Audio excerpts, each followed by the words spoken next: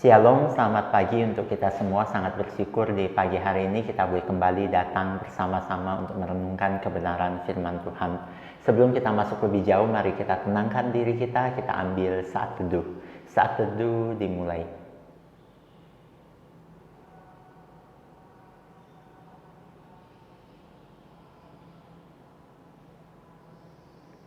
Saat teduh selesai. Saat ini kita bersama-sama kita mau naikkan satu pujian, suarakan kebenaran.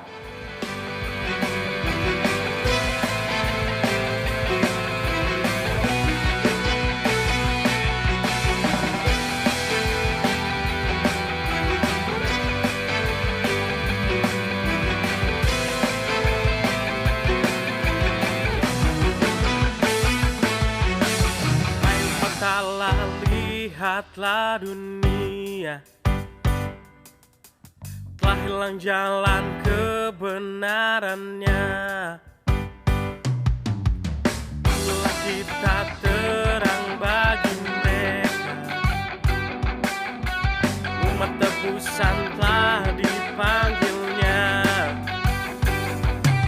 Karena kuasa Kristus beserta dengan kita, beri kekuatan bagi kita.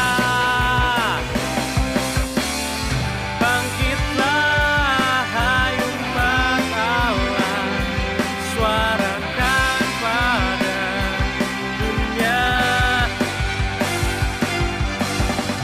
nyatakanlah kebenaran dan melangkah dengan firman yang menjadi penerang, nyatakan kerajaannya dalam dunia.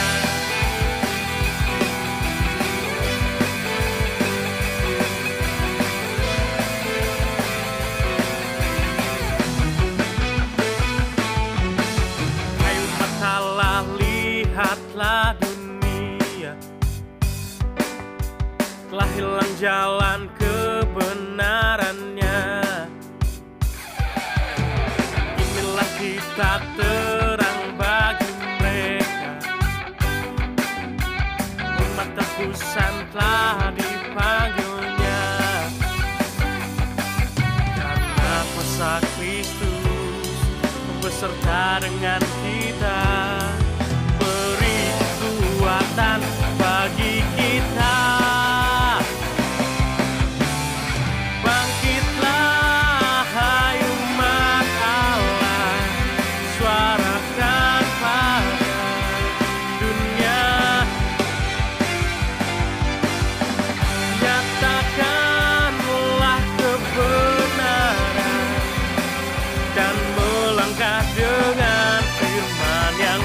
Jadi penerang, nyatakan kerajaannya dalam dunia.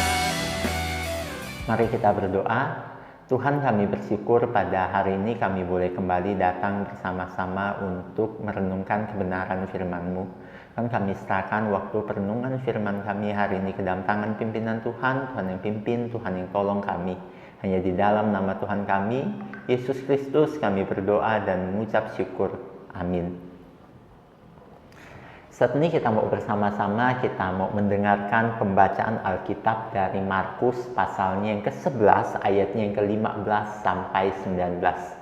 Markus pasalnya yang ke-11, ayatnya yang ke-15 sampai 19. Lalu tibalah Yesus dan murid-muridnya di Yerusalem. Sesudah Yesus masuk ke bait Allah, mulailah ia mengusir orang-orang yang berjual beli di halaman bait Allah.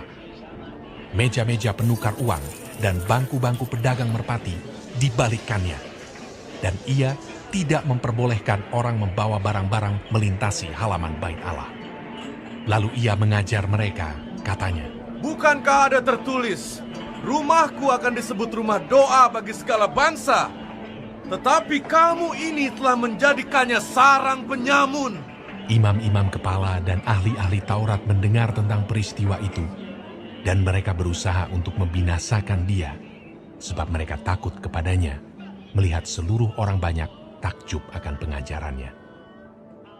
Menjelang malam, mereka keluar lagi dari kota. Berbahagialah mereka yang membaca, merenungkan, terlebih lagi melakukan firman Tuhan di dalam hidup mereka. Nah, anak-anak, bagi bangsa Yahudi, Bait Allah bukan hanya sekedar tempat beribadah saja, tetapi juga merupakan simbol kekuatan politik, sosial, dan ekonomi. Namun, fungsi dari Bait Allah sebagai rumah doa berubah menjadi pusat perdagangan bagi orang-orang Yahudi.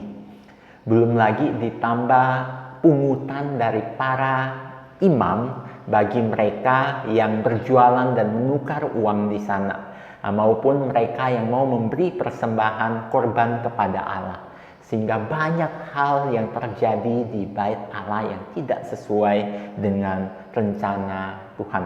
Sehingga di sini kita dapat melihat para imam dan para pedagang memanfaatkan nama Allah untuk mencari keuntungan diri sendiri. Kenajisan dan pemerasan sudah sering terjadi di Bait Allah. Bahkan telah lama dibiarkan oleh para pemimpin agama pada waktu itu. Apa yang terjadi di Bait Allah menjadi bukti bahwa mereka telah mencemarkan kekudusan dan kehormatan dari Allah. Tidak heran jika pada waktu itu Tuhan Yesus mengusir mereka semua yang berjualan di Bait Allah.